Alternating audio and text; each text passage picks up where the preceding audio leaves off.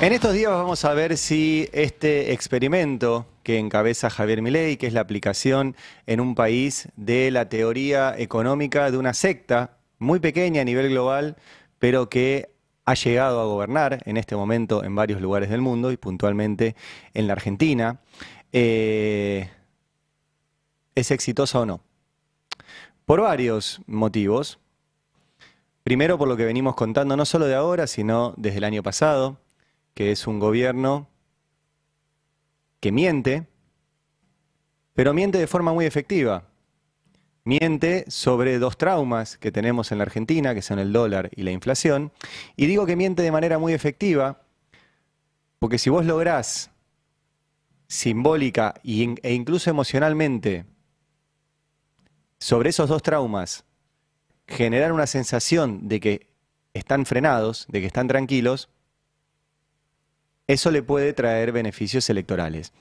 Entonces, toda la política económica del gobierno se basó en un intervencionismo estatal absoluto en el precio del dólar, en los salarios y en la tasa de interés, o sea, un gobierno absolutamente intervencionista, simplemente para que esos dos traumas, dólar e inflación, estén quietos y ganar con eso elecciones.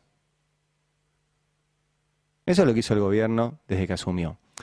Que tiene además un capítulo de que no solo lo hace para ganar elecciones, sino que lo hace para que un grupito de amigos del ministro de Economía, que no es el ministro de Economía de la Argentina, sino que es el gerente de un grupo de bancos garantizándoles negocios desde el Estado, se lleven plata como contrapartida de esa estrategia electoral. Esa es la única explicación del modelo económico de Javier Milei. Esa plata es plata garantizada por el Estado. El negocio principal que hubo en la Argentina de Milei es el carry trade, es la bicicleta financiera, es juntar pesos, sea a través de cobrar mucho de las cosas que vendes acá, o sea a través de traer dólares, pasarlos a pesos, meterlos en los instrumentos que te da Caputo a una tasa mayor a la devaluación que te garantiza Caputo, y en algún momento esa diferencia entre la tasa que te da Caputo y la devaluación chiquita que hace Caputo del dólar oficial, esa diferencia es el carry trade. Y ha sido el mayor negocio, no solo de la Argentina, en el mundo en dólares. Legal y garantizado por el Estado. Los genios de que el Estado no tiene que intervenir, que el Estado se tiene que correr y dejar legal al sector privado. El principal negocio de la Argentina lo garantizó el Estado. Y no generó nada. No produjo nada, no exportó nada, no generó trabajo. Simplemente fue un negocio financiero basado en esto. Y ahora en estos días vamos a ver si eso es sostenible. Yo creo que no. Lo creen muchísimos economistas que no. Porque la única forma que tenés de intervenir para que el dólar no se te dispare, y si el dólar no se te dispara, la inflación no se te dispara, es usando dólares. Y el problema que tiene la Argentina, no de ahora, hace mucho es que no tiene dólares, por distintos motivos. Porque se despilfarraba en materia energética, porque lo fugaban durante el gobierno de Macri, porque tuvimos una sequía y una guerra durante el gobierno y una pandemia durante el gobierno de Alberto, por distintos motivos, pero no hay dólares. Y el gobierno, los poquitos que hay, los rifa para sostener esta ficción. Bueno, en algún momento se termina. Y a todo esto, que es buena parte autoinfligido, o sea, este gobierno decidió reventar todos los dólares que le ingresaron el año pasado para sostener este dólar ficticio y sostener esta inflación ficticia, ahora se suma una guerra comercial.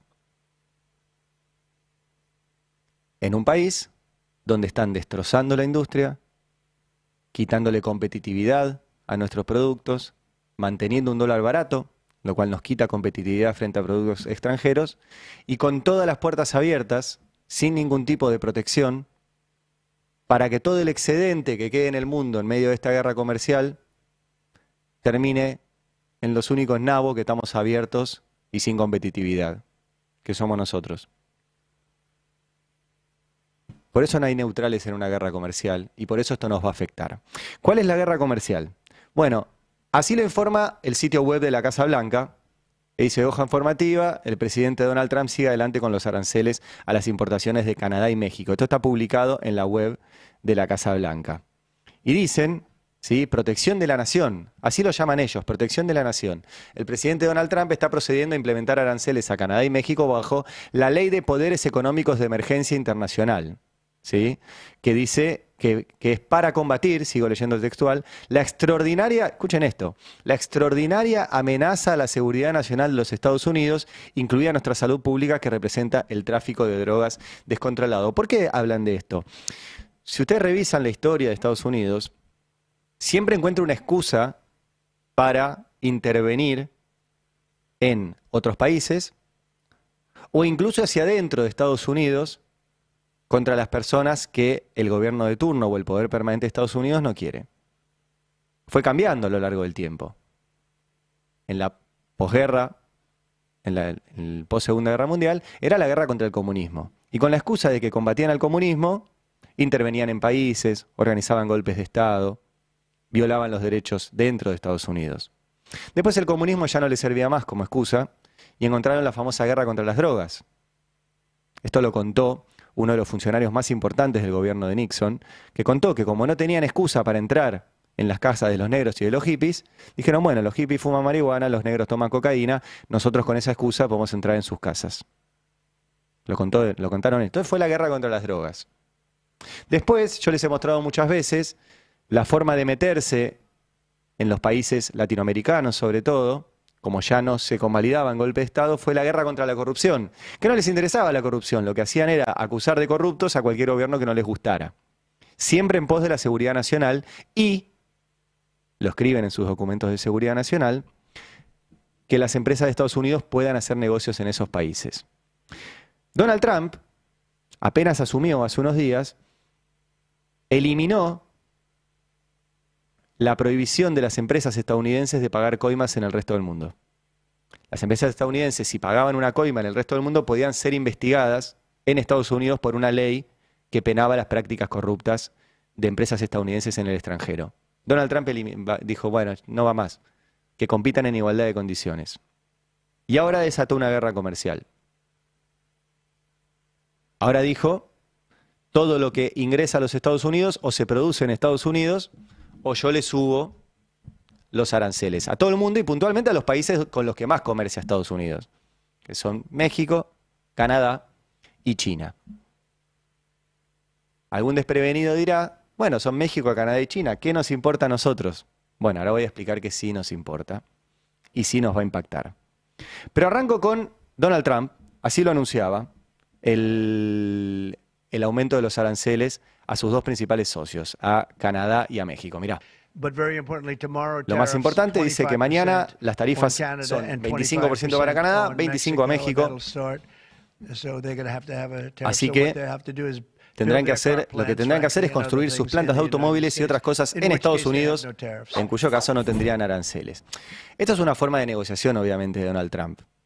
Porque una cosa es tener una sede fiscal, como se hace, por ejemplo, empresas que tienen la fábrica en un lugar, pero la sede fiscal está en Estados Unidos, en alguno de los estados que es guardia fiscal. Pero no se traslada una fábrica de autos de un país a otro. Ni hablar de que no se trasladan minerales, hidrocarburos, energía. No pasa eso. No sucede.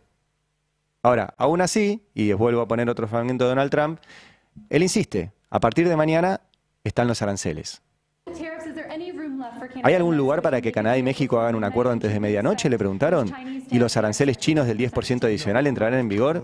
Y Trump dice, no hay más lugar para México o para Canadá.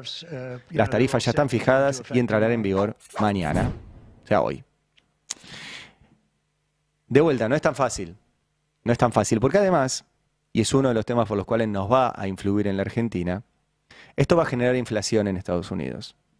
Si vos le cobrás un arancel a todo lo que entra a Estados Unidos, no es que deja de entrar, porque de un día para el otro no se cortan las cadenas productivas. Los estadounidenses no dejan de comprar esos productos. Las empresas no dejan de mandarlos a Estados Unidos. Lo que va a pasar es que van a aumentar los precios en Estados Unidos. Y cuando aumenten los precios en Estados Unidos van a tener inflación en Estados Unidos. Y a nadie le gusta la inflación. Y cuando tengan la inflación en Estados Unidos van a subir la tasa de los bonos estadounidenses, que es un mecanismo que tienen allá. También tenemos acá, pero acá no suele funcionar, porque acá cuando tenemos disparadas inflacionarias también se sube la tasa de los plazos fijos, para que vos en vez de gastártela y aprovechar para cambiar la heladera o para cambiar algo o para comprarte unas zapatillas, la guardes en un plazo fijo. Bueno, acá en general preferimos gastarla. Y en Estados Unidos funciona esa captación. No solo de nosotros, que somos más chiquitaje, sino de todo el sistema económico que dice, che, si todo se va al carajo, voy a lo seguro. Y los seguros son los bonos del Tesoro norteamericano. Entonces va a ser una aspiradora de dólares. ¿Qué nos faltan a nosotros? Dólares. Dólares. Ayer le contestó Claudia Sheinbaum, la presidenta de México. Y presten atención a lo que le dijo. Hago un llamado al pueblo de México, a todas y a todos, a enfrentar juntos este desafío, a mantenernos con unidad.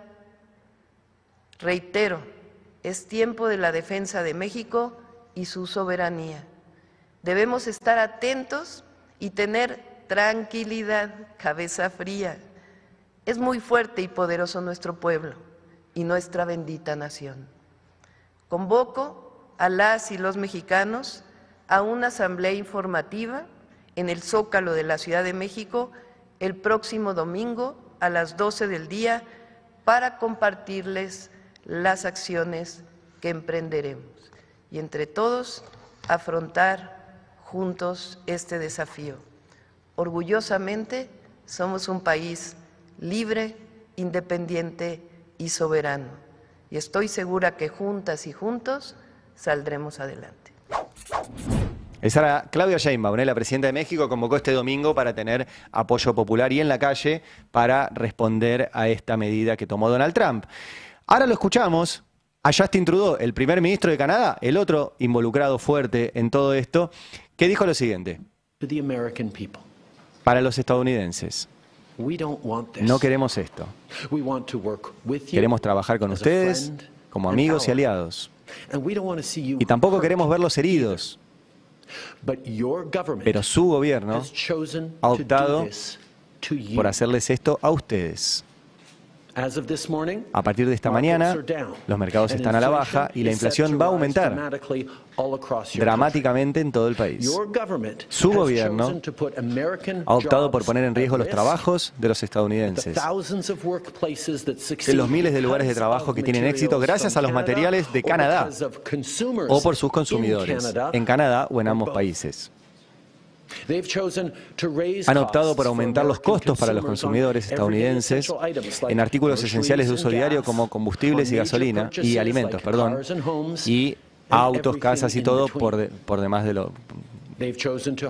Han optado por dañar la seguridad nacional estadounidense, impidiendo el acceso a los abundantes minerales críticos, energía y materiales de construcción y fertilizantes que nosotros tenemos y que Estados Unidos necesita para crecer y prosperar. Han optado por lanzar una guerra comercial que en primer lugar principalmente perjudicará a las familias estadounidenses. Este es el primer ministro de Canadá, Justin Trudeau, que le dijo además que le va a aplicar la reciprocidad. Bueno, Donald Trump, que lo escuchó, puso un posteo en su red social que dice, por favor explíquenle al gobernador Trudeau de Canadá que cuando imponga un arancel de represalia a los Estados Unidos, nuestro arancel recíproco aumentará de inmediato en la misma cantidad. Así estamos. Se están tirando con de todo. Apareció también... Ayer lo mostraba Beldic, pero vale la pena volver a escucharlo. Doug Ford, que es el gobernador de Ontario, uno de los estados canadienses, que provee energía eléctrica a Estados Unidos. ¿Sí? Canadá le provee energía a Estados Unidos. Bueno, escúchenlo a este gobernador de Canadá. Vamos a tener todas las opciones y vamos a utilizar todas las herramientas de nuestra caja de herramientas. Le agradezco la pregunta. Pero si quieren intentar aniquilar a Ontario, haré todo, incluso cortarles la energía con una sonrisa en mi rostro. Así que animo a todas las demás provincias a hacer lo mismo. Quebec, Manitoba, Columbia Británica, todas tenemos que actuar al unísono en el este. Dependen de nuestra energía. Necesitan sentir el dolor Tranqui. Y más, vuelvan a escucharlo al gobernador de Ontario, Doug Ford. Suministramos luz a 1,5 millones de hogares y fábricas en Nueva York, Michigan y Minnesota. Si Trump quiere destruir nuestra economía y nuestras familias, cortaré la energía que llega a los Estados Unidos. Te aseguro que lo haremos. Es desafortunado y preferiría enviar aún más electricidad, enviar más minerales críticos, quisiera enviarles más energía, más productos para que sus granjas sigan produciendo, y el uranio que utilizan para energía nuclear, que se encuentra desde Saskatchewan, hasta Ontario. Será un problema realmente masivo. El tipo dice, te corto la energía al este, a Nueva York. Eso dice el gobernador de Ontario. Ayer, el líder del Partido Conservador de Canadá, que se llama Pierre Poilievre, espero haberlo pronunciado bien, también se sumó a esto. Mírenlo. Hoy, a las 12:01, el presidente Trump apuñaló por la espalda al mejor amigo de América. Mi mensaje para el presidente es este: Canadá se defenderá. Vamos a defender a nuestro pueblo y a nuestra economía y pondremos a Canadá antes que nada. No hay duda de que nuestra economía sufrirá, pero también la suya, presidente Trump. De hecho, ya está pagando el precio con trillones de dólares surgidos del mercado de valores comerciales durante el mes de estas amenazas. Los norteamericanos ya están pagando precios más altos por el gasoil. A medianoche, un nuevo impuesto a la gasolina entró en vigor para la clase trabajadora, contribuyentes y automovilistas estadounidenses. Trabajadores pronto comenzarán a perder sus empleos, empleos que mejoraban la materia prima canadiense, las cuales conseguían a un precio increíble y ridículamente bajo. Y sus negocios venderán cada vez menos productos a sus vecinos cercanos. Y ese es solo el principio. Si bien los canadienses no tendemos a enojarnos y perdonamos rápidamente, cuando nos provocan nos defendemos y nos defenderemos. Esto dice el líder del Partido Conservador de Canadá. Y ahora vamos a China, que es obviamente un actor muy poderoso en esta discusión. También lo son Canadá y México. Les vuelvo a recomendar la película Un Mundo Sin Mexicanos, que jodían en California, ¿sí? Un estado muy cercano a México, con mucha presencia de mexicanos, y el discurso era siempre el mismo: los mexicanos que vienen a sacarnos el trabajo, ocupan nuestras escuelas, nuestra salud, y la película es una parodia de que un día los dejan sin mexicanos. Vivan un día sin mexicanos. Claro, y revienta todo, porque se ocupan de muchas cosas los mexicanos en California. Bueno, esto es lo mismo. No puede vivir Estados Unidos sin Canadá y sin México. Y ahora aparece China. China anunció, primero, que va a aplicar aranceles del 10 y el 15% a los productos agropecuarios provenientes de Estados Unidos. Y ahora quiero leerles, esto lo comentó Beldic hace un rato y me parece muy importante, la respuesta de la Cancillería china, ¿sí? Que dice que si Estados Unidos quiere resolver el problema del fentanilo, tiene el derecho de hacer esto consultando con China y tratándonos como iguales. Y miren este párrafo: si Estados Unidos quiere una guerra, sea una guerra comercial o cualquier otro tipo de guerra, estamos listos para pelear hasta el final. Si Estados Unidos quiere una guerra comercial, tarifaria o cualquier otro tipo de guerra, estamos listos para pelear hasta el final. Este tuit está subido a la cuenta de la Embajada de China en Estados Unidos. Así está la cosa, por ahora. Es cierto, alguien podrá decir es la forma de Trump de negociar, lo que sea, pero ya esto tiene impacto. Lean la nota de Fer Alonso hoy en el Destape, donde muestra cómo esto impacta obviamente en las acciones de las empresas argentinas en Estados Unidos. Y sobre todo tiene impacto, y ahora volvemos a la Argentina, porque la Argentina hace todo lo contrario de lo que hace Claudia Sheinbaum, de lo que hace Trudeau, de lo que hace China, de lo que hacen los países en serio. Milei, vamos a escucharlo, en el Congreso, el sábado, cuando abrió las sesiones legislativas, habló de esto. No de esto particularmente, sino dijo, ¿qué va a hacer Milei con nuestras industrias? Que son las que se van a ver afectadas por toda esta guerra comercial. Y dijo esto. También quiero acá terminar con otra falacia con la que nos han estado mintiendo por casi 100 años, y que es el tema de la industria infante, un infante que por lo menos tiene 90 años ya, o digamos de proteger la industria X porque genera puestos de trabajo. Esa también es otra mentira.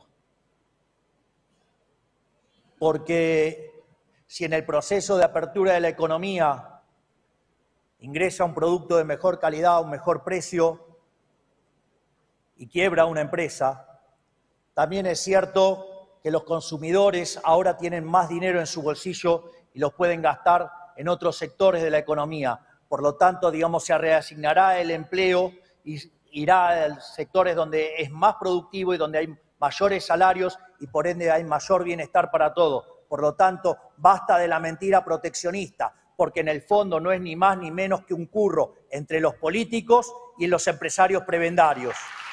El primer paso en este sendero es la oportunidad histórica que tenemos para entablar un acuerdo comercial con Estados Unidos. Una oportunidad que ya se nos presentó hace 20 años y dejamos pasar, desaprovechando el último gran boom de crecimiento que vio el planeta. Pero para aprovechar esta oportunidad histórica que se nos vuelve a presentar, es necesario estar dispuesto a flexibilizar o incluso, llegando el caso, a salir del Mercosur, que lo único que logró desde su creación es enriquecer a los grandes industriales brasileros a costa de empobrecer a los argentinos. O sea, nosotros al revés, absolutamente. En un mundo que sube las barreras arancelarias, en un mundo donde el propio Trump quiere proteger su industria y generar puestos en Estados Unidos, de forma, como quieran, o sea, yo repito, no es que una fábrica que está en Canadá, porque Trump diga ponerla en Estados Unidos, se pone automáticamente en Estados Unidos, pero quiere tender hacia eso, que las cosas se hagan en Estados Unidos y se produzcan, y obviamente Canadá va a proteger a sus industrias, México va a proteger a sus industrias, China va a proteger a sus industrias. Milei dice, la industria argentina no necesita protección. Y la industria es el generador, es el principal generador de puestos de trabajo. La industria grande y la industria pyme, las medianas. Genera puestos de trabajo de forma intensiva, a diferencia del sector agropecuario. No es una u otra, ¿eh? Tenemos un sector agropecuario espectacular y que genera mucha producción y que nos genera dólares y hay que tenerlo. Y tenemos una capacidad industrial hoy a la mitad. A la mitad. Hablas con industriales y te dicen tengo 6 líneas, tengo andando 2. Podría producir en 3 turnos, tengo 1. ¿Por qué? Porque le bajaron las ventas y porque además tienen mucho temor a esto que dice Milei, que es, yo voy a abrir todo. Yo voy a abrir todo.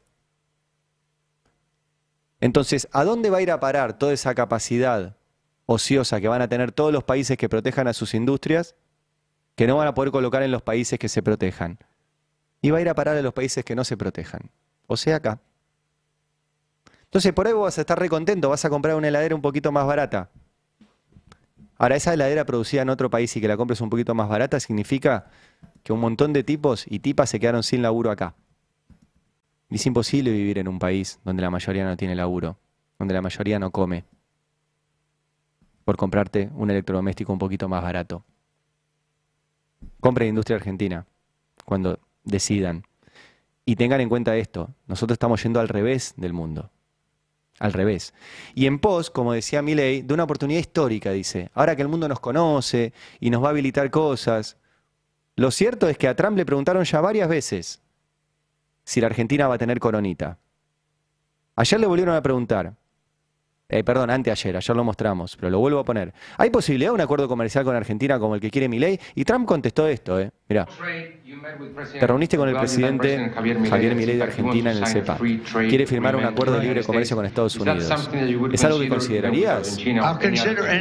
Consideraría cualquier cosa y creo que él es genial. Por cierto, creo que es un gran líder, está haciendo un gran trabajo, está haciendo un trabajo fantástico, haciendo resurgir un país de las cenizas.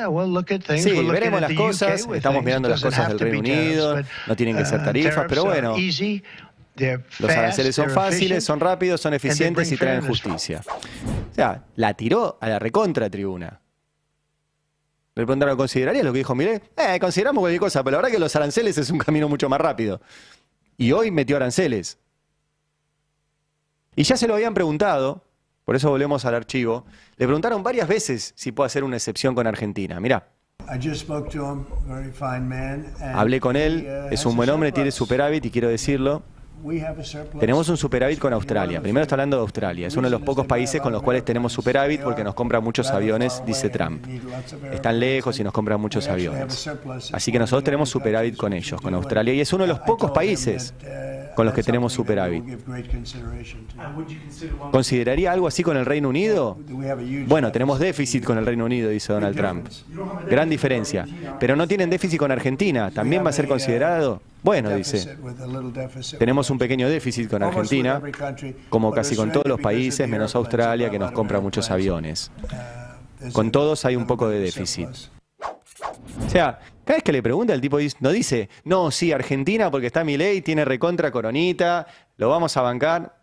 No dijo, ojalá lo haga, Ojo, si Milei logra, con su relación con Donald Trump, que a la Argentina no le apliquen aranceles, que podamos seguirles vendiendo acero y aluminio, que podamos seguir exportando materia agropecuaria, recuperar la cuota de biodiesel y que nuestros productos entren a la Argentina y genere laburo acá, sería un golazo de Milei. No está en su plataforma. No es lo que Milei dice que va a hacer. La verdad que no es lo que dice. Y lo más increíble de todo esto es que los funcionarios encargados de todo esto de Milei dicen que la guerra comercial no nos va a afectar. Así lo dijo, por ejemplo, Federico Sturzenegger, que es el ministro de Regulación a favor de las grandes empresas. Hablando de libertad económica, Trump anunció aranceles del 25% al aluminio, acero. Sí. Hay exportaciones de techín del 40% son a Estados Unidos. ¿Cómo? Pero en un párrafo, la tele es así. La tele es así. Esta idea de circulación libre, pensamiento libertario, y Trump en un esquema proteccionista. ¿Cómo? No, y con el objetivo y el deseo nuestro de hacer un tratado de libre comercio con Estados Unidos, ¿no? Entonces, pero yo te diría lo siguiente, así como te decía es prematuro, te diría acá es prematuro también, porque fíjate que Trump hasta ahora amenazó con tarifas a todo el mundo, a Canadá, a México, a Colombia, y después es como que lo usa para negociar y después al final no sé. Entonces digo, vamos a ver eso todavía cómo evoluciona. Esa sería mi respuesta. Bueno, evolucionó mal, Federico. Ya arrancó. Y vos decís que no, nosotros tranquilos, no nos jode. Nada, Nada. Y en la misma línea del ministro de Economía, Luis Caputo, vamos a compartir un tuit de Caputo hace unos días, y dice, algunos preguntando por el contexto internacional. Siempre contemplamos la posibilidad de que haya shocks externos como el que estamos viendo en este momento. Esto desde hace un mes, ¿sí? El 3 de febrero. El mejor antídoto contra esto es garantizarles a los argentinos que este gobierno nunca se va a mover un centímetro del orden fiscal y monetario que llevamos adelante desde el día 1. Seguiremos combatiendo el excesivo gasto público para conseguir el mayor superávit posible y continuar bajando impuestos. O sea, los tipos dicen, lo que pasa en el mundo nos resbala. Milei dice, voy a terminar con el proteccionismo. Sturzenegger dice, no nos jode. Caputo dice, nada, el contexto internacional, nuestro plan es infalible. Bueno, no va a pasar. Lamentablemente, no va a pasar. Lo que sucede en el mundo nos afecta y no hay neutrales en una guerra comercial. No existe eso. No existe eso. Lo saben, Lo saben. El problema es que no hay ningún plan industrial, no hay ningún plan para las pymes. Hoy están festejando, y lo veo a Marcos Galperín festejando, que ahora las empresas van a dejar de aportar a las cámaras patronales. Decís, qué bueno. No. Porque las cámaras patronales, cuando son organizaciones de empresarios que no son ni Galperín, ni Pablo Roca, ni Manieto, sino que son un montón de empresarios, sobre todo industriales pyme, son para dar discusión. Si vos las desfinanciás, se quedan sin financiamiento para su organización gremial empresaria para dar una discusión por la industria argentina. No hay país sin industria. No hay país sin industria. Y la van a destrozar. La van a destrozar. Bueno, un par de cosas más que quería sumar al editorial. Primero lo vamos a escuchar a Guillermo Franco, porque en el medio de todo esto, el gobierno anunció que tiene listo un acuerdo con el FMI. Eso dijo Milei, pero el jefe de gabinete, Guillermo Franco, lo desmintió. Mirá. El presidente Trump ayer fue muy, pero muy elogioso con el presidente Milei ante una pregunta de un colega argentino sobre la posibilidad de un tratado de libre comercio. Usted tiene amplia experiencia en organismos internacionales al respecto. ¿Qué están esperando del gobierno norteamericano? ¿La ayuda concreta ante el fondo? Bueno, yo creo que el presidente Trump expresó un apoyo explícito allí en Estados Unidos, lo volvió a expresar después, ya cuando el presidente Milei estaba acá en la Argentina. Yo creo que hay una sintonía muy importante que va a servir para muchas cosas, entre otras puede servir para conseguir el apoyo también en el tratamiento del acuerdo, que está muy avanzado, ¿no? Así que, por supuesto que Estados Unidos es decisivo en estos temas, es muy importante su apoyo, y seguramente el presidente Milei lo va a obtener. Bueno, está muy avanzado, es distinto de está cerrado. Milei dijo que estaba cerrado. Guillermo Francos dice, está muy avanzado. ¿Qué dijo Milei? Que el acuerdo con el FMI implica la llegada de nuevos fondos. No es un acuerdo de reacomodamiento de lo que les debemos, sino que son nuevos fondos. Pero dice que eso no implica nueva deuda. Ayer le preguntamos a Claudio Loser. Claudio Loser fue director del FMI para el hemisferio occidental del 94 al 2002. O sea que conoce el paño. Y no es kirchnerista, para aclarar, ya que están diciendo que la culpa es de los kirchneristas. Ni cerca. Pero le hicimos la pregunta básica. Si le pedimos nueva plata al FMI, ¿eso implica que le debemos más plata al FMI o que seguimos debiendo lo mismo como dice Milei? Y esto contestó el exdirector del FMI. Acá el presidente. Adelante. No, hay mucha gente que lo escucha al presidente decir, esto no implica nueva deuda. ¿Nosotros le vamos a deber lo mismo o más al FMI? No, al fondo sí le vamos a deber más, porque en este momento la deuda que se contrajo en la época de Macri, que se reestructuró durante el gobierno de Fernández y parte del gobierno de Milei, eso, bueno, ahí está. Hay un pedacito que la Argentina pagó del caso anterior, digamos, del préstamo anterior, y que a lo mejor eso, digamos, el fondo le diga, bueno, vos me repagaste y yo no te di la plata porque se acabó el programa, pero estamos hablando de $1.000 millones. Eso es, claro, a los... Bueno, le vamos a deber más, porque es bastante obvio, o sea, si le debíamos 44.000 millones más intereses y ahora le pedimos ponerle 10.000 más, le debemos 54.000. Es recontra evidente. ¿Qué dice el gobierno? Que va con esa plata, va a capitalizar el Banco Central y va a cambiar la deuda en pesos intrasector público por deuda en dólares con el FMI. No lo hagan en sus casas, por favor. O sea, si le deben pesos a un familiar, no le pidan pesos al cuevero de la esquina. Dólares al cuevero de la esquina. Les pido por favor, porque primero vas a deber más dólares y segundo, el cuevero de la esquina es muy probable que te los venga a cobrar de forma un poquito más agresiva que tu familiar. Yo sé que no se hace esto, es una cagada comparar economía de un país con una casa, pero eso está haciendo el gobierno. O sea, en vez de deber deuda intrapública, le está saliendo a deber más guita al FMI y miente diciendo que no. Ahora, el tema es para qué va a ser esa plata también. Porque el FMI está cansado de darle plata a la Argentina y que la plata de la Argentina se la timbeen en los dólares financieros para que los que juntaron pesos los cambien a dólares y los fuguen del país. Y eso hizo Caputo. Hay una causa judicial donde ya está demostrado todo esto. Después, Comodoro Pi decide que esas causas no se mueven otras. Pero ya está demostrado eso. Y, volviendo al inicio, como no hay dólares, y esto es insostenible, en algún momento van a tener que devaluar.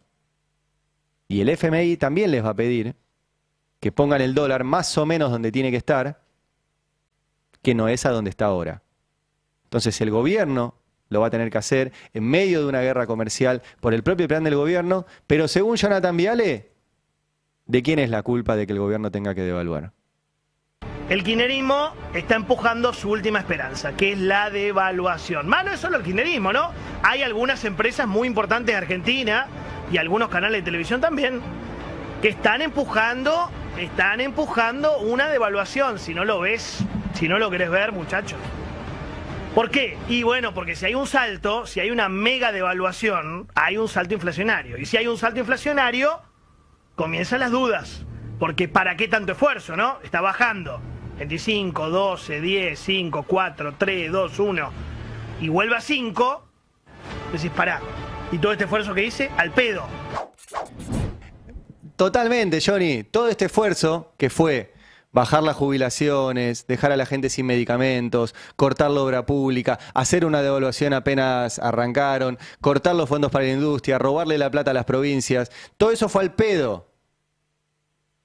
Porque la guita que tendrían que haber juntado el año pasado, la gastaron en mantener este dólar ficticio. Y ahora no hay más. Y ahora no hay más.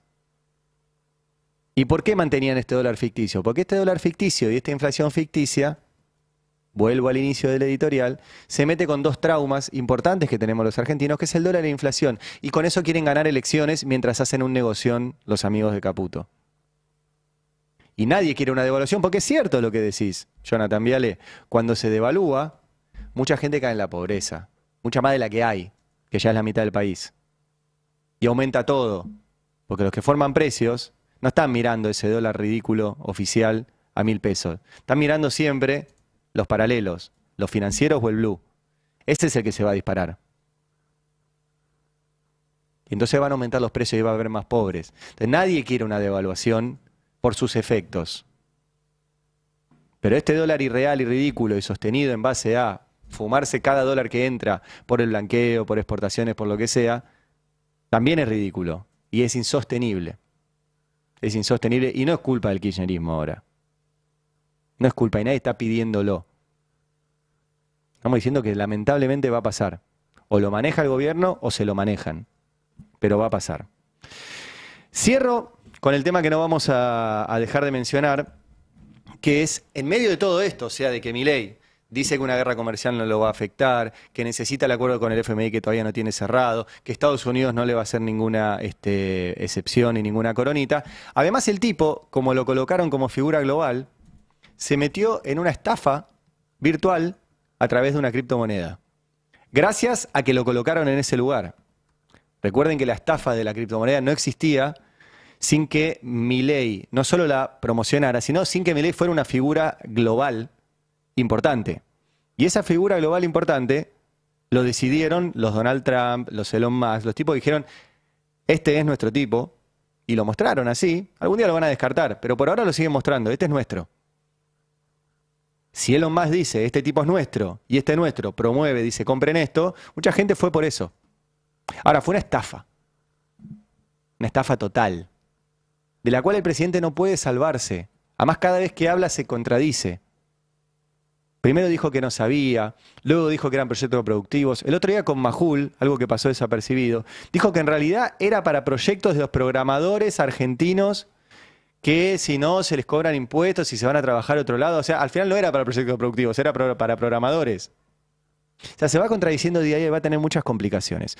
Y en el medio de todo esto intentaron borrar un montón de pruebas. Como dicen los informáticos, los bits son eternos. No puedes borrar nada de Internet. Queda todo guardado. Una de las cosas que borraron fue una entrevista con Gideon Davis. Los Davis son la familia detrás de todo esto. Es casi una pyme de estafas. Está el papá Thomas, que fue en Cana, allá en Estados Unidos. Está el hijo Hayden Davis, que fue el que se juntó con Milei por lo menos 3 veces. Una vez con Karina y 2 veces con Milei. Hayden Davis, el rubiecito. Y está su hermano Gideon, que es parte también de esta pyme familiar. Gideon había dado una entrevista a Tony Sablan, que es un tipo que tiene un podcast que se llama Unscripted Arena, donde contaba todo. El tipo reconocía que hacían estafas, que la forma más rápida de hacer plata era a través de las meme coins, que se hacía a través de contactos y tener una persona famosa que te hiciera subir el precio y ahí cagar a la gente. Contaba todo, entonces bajaron la entrevista.